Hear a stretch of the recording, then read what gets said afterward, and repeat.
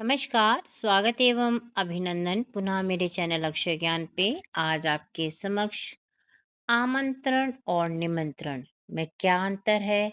आमंत्रण हमें किसे देना चाहिए और निमंत्रण किसे देना चाहिए? आमंत्रण और निमंत्रण दोनों में हम किसी न किसी को इनवाइट करते हैं। तो अब हमें ये देखना है कि आमंत्रण हमें किसे देना है और निमंत्रण किसे देना है। आमंत्रण और निमंत्रण का शाब्दिक अर्थ क्या है और इसकी उत्पत्ति कहाँ से हुई है? आमंत्रण का शाब्दिक अर्थ इस प्रकार से है। आमंत्रण किन शब्दों से मिलकर बना है तो आप देख लेते हैं। आधन मंत्र धनड़ा। आ माने होता है निकट समीप। आ माने निकट और समीप। मंत्र माने वाणी परामर्श आमंत्रण। और मंत्रणा जैसे हम लोग कहते हैं आपस में विचार विमर्श करते हैं, वो भी णा क्या है इसमें प्रत्यय है। आ इसमें सर्ग है और णा प्रत्यय है। शाब्दिक अर्थ इस प्रकार से होगा, किसी को आदर पूर्वक पास बुलाना या वार्तालाप द्वारा बुलाना। आमंत्रण में किसी को बुलाने के लिए आदर पूर्वक सम्मान के साथ किसी को बुलाना, निकटता हो, ठीक है, तो हम किसी को जब आदरपूर्वक बुलाते हैं वो आमंत्रण कहलाता है। निमंत्रण का शाब्दिक अर्थ इस प्रकार से है। निमंत्रण नि धन मंत्र धनड़ा, तो नि इसमें उपसर्ग है। नि माने नीचे, विनम्रता से झुक करके भीतर की ओर, ठीक है, आत्मीयता से। नि माने झुकना नीचे, आत्मीयता जिसमें अपनापन आए, विनम्रता से यानी झुक के बहुत ही विनम्र भाव से। मंत्र हो गया बुलावा या परामर्श, ना प्रत्यय हुआ इसमें।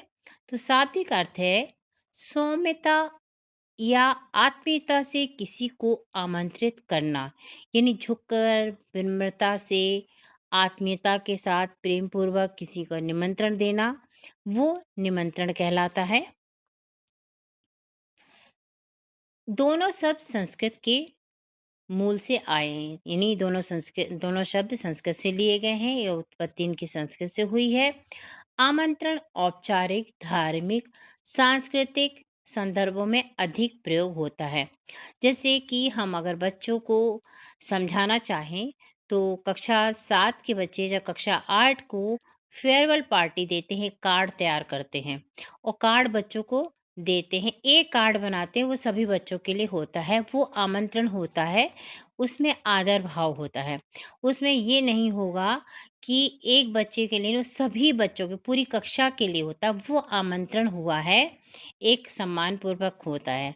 तो हम अगर बच्चों को उदाहरण देना चाहेंगे तो इस तरह से बताएंगे कि आमंत्रण कहलाता है जब आप किसी को सम्मान के साथ बुलाते हो, या फिर आप किसी सांस्कृतिक कार्यक्रम में किसी को आमंत्रण देते हैं, 15 अगस्त पे देते हैं, कोई भी आपका राष्ट्रीय पर्व स्कूल में मनाया जा रहा है, तो उसमें हम आमंत्रण देंगे।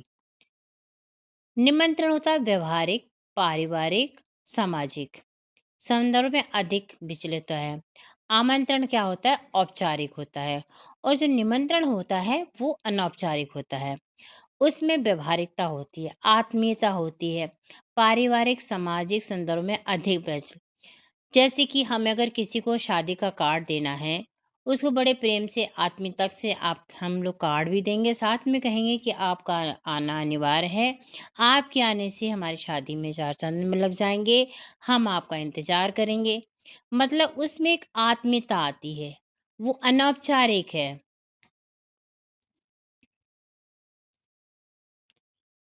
इसके बाद हम देखेंगे कि आमंत्रण क्या है, औपचारिक है, सरकारी स्कूल संस्था आदि के कार्यक्रम में हमें हम आमंत्रण, जैसे कोई गोष्ठी हो रही हो उसमें भी आमंत्रण होता है, ठीक है, गोष्ठी हो गई, कोई गजल का कार्यक्रम हुआ वो भी आमंत्रण होगा।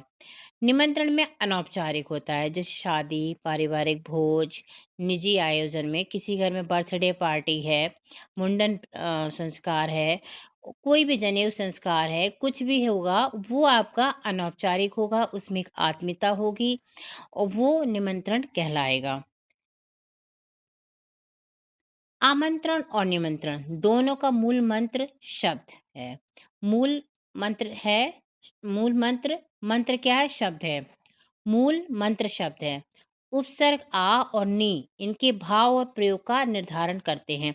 आ माने निकट, आ माने आ उपसर्ग लगा है आमंत्रण में, जिसका अर्थ होता है निकट, पास बुलाना, ठीक है। और नी माने होता है झुकना विनम्रता के साथ। अगर आप किसी को निमंत्रित करते हैं, बुलाते हैं, वो हमारा निमंत्रण कहलाता है। अर्थात आ और नी, आमंत्रण और निमंत्रण में जो आ लगा है और निमंत्रण में नी लगा है, इसके भाव से ही हम समझ सकते हैं कि यह औपचारिक और अनौपचारिक दोनों है, ठीक है। तो एक औपचारिकता दर्शाता है, दूसरा आत्मीयता। आमंत्रण में औपचारिकता है और निमंत्रण में जो आपका निमंत्रण है उसमें आत्मीयता है। तो हमें किसको आमंत्रण करना है और किसको निमंत्रण देना है, इस वीडियो में बिल्कुल स्पष्ट किया गया है कि आमंत्रण क्या होता है और निमंत्रण। आशा करती हूँ कि आपको मेरी बात समझ आई होगी। आमंत्रण और निमंत्रण में अंतर समझ आया होगा। और थैंक यू, धन्यवाद।